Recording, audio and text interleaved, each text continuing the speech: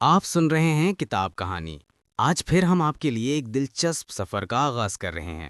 ہماری یہ ویڈیو آپ کو ایسی جگہ کی معلومات فراہم کرے گی جو بہت حیرت انگیز اور انوکھی ہے۔ جب بھی کوئی تھائی لینڈ کا نام لیتا ہے تو فوراً ذہن میں کیا آتا ہے؟ خوبصورت ساحل، قدیم مندر اور ہر طرف گہما گہمی والے بازار، ہے نا؟ ایک ایسی جگہ جو سیاحوں کے لیے جنت ہے۔ لیکن اس مشہور تصویر کے پیچھے ایک بہت گہری اور کئی زیادہ پیچیدہ حقیقت چھپی ہے۔ یہ تضادات کی ایک سرزمین ہے جو اپنی تاریخ، سیاست اور معاشرے میں ایک بالکل ہی منفرد مقام رکھتی ہے۔ تو آئیے اس دلچسپ ملک کی پرتیں کھولتے ہیں۔ سب سے پہلے تو اس کے نام کو ہی دیکھیں۔ کیا آپ کو معلوم ہے کہ 1939 تک اس ملک کو سیام کہا جاتا تھا؟ پھر اس کا نام تھائی لینڈ رکھا گیا۔ تھائی زبان میں تھائی کا مطلب ہے آزاد انسان، تو اس ملک کا نام ہی بنتا ہے آزاد لوگوں کی سرزمین۔ اور یہی نام اس کی پوری تاریخ کے سب سے بڑے سوال کو جنم دیتا ہے کہ یہاں آزادی کے اصل معنی کیا ہیں۔ اس سوال کا جواب سمجھنے کے لیے ہمیں اس کی تاریخ میں جھانکنا ہوگا۔ تھائی لینڈ کی جو آج کی منفرد شناخت ہے نا، اور آزاد لوگوں کی سرزمین ہونے کا اس کا دعویٰ، وہ سب اس کی تاریخ کی مضبوط بنیادوں پر ہی کھڑا ہے۔ اب ذرا اس ٹائم لائن پر ایک نظر ڈالیں۔ یہ صدیوں پر پھیلی طاقتور سلطنتوں کا ایک خلاصہ ہے۔ 1238 میں سکھوتھائی سلطنت سے لے کر ایوتھایا کی علاقائی طاقت تک، اور پھر رتن کو سین سلطنت جس نے جدید بینکاک کی بنیاد رکھی، اور آخر میں 1932 کا وہ انقلاب جس نے مطلق العنان بادشاہت کو ختم کر دیا۔ یہ سب کیا دکھاتا ہے؟ ایک طویل خود مختار حکمرانی کی شاندار تاریخ۔ اور یہی تاریخ ہمیں اس نقطے پر لاتی ہے جو تھائی لینڈ کو سب سے منفرد بناتا ہے۔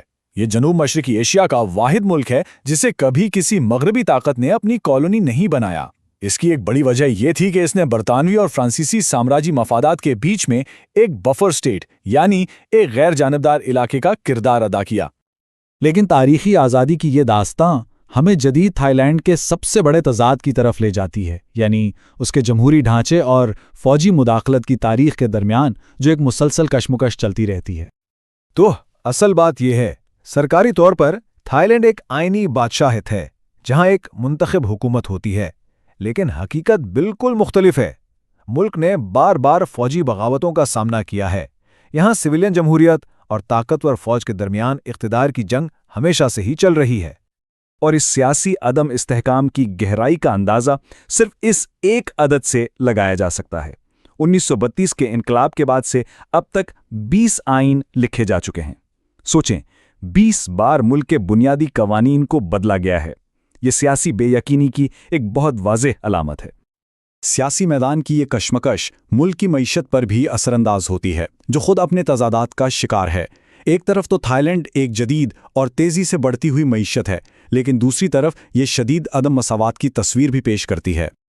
یہ جنوب مشرقی ایشیا کی دوسری سب سے بڑی معیشت ہے۔ اس کی طاقت آٹوموٹیو مینوفیکچرنگ، سیاحت اور زراعت جیسی بڑی صنعتوں سے آتی ہے۔ یہ چارٹ دکھاتا ہے کہ یہ شعبے اس کی معاشی ترقی کے اہم ستون ہیں۔ لیکن اس ترقی کے پیچھے کی حقیقت کافی چونکا دینے والی ہے۔ اب اس سلائیڈ پر ذرا غور کریں۔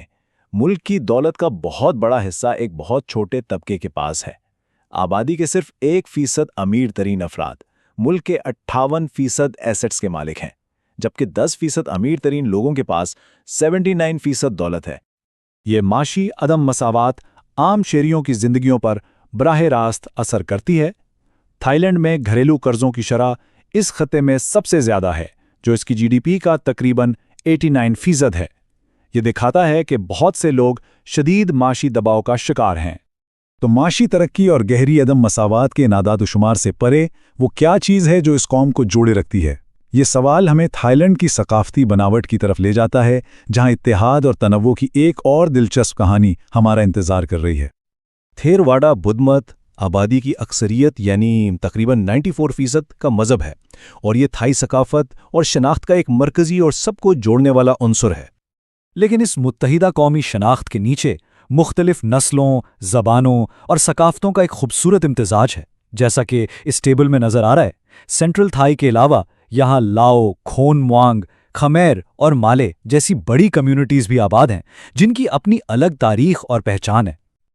تو تاریخی آزادی، سیاسی انتشار، معاشی عدم مساوات اور ثقافتی تنوع، ان تمام تضادات کو ملا کر دیکھیں تو ایک ہی سوال ابھرتا ہے۔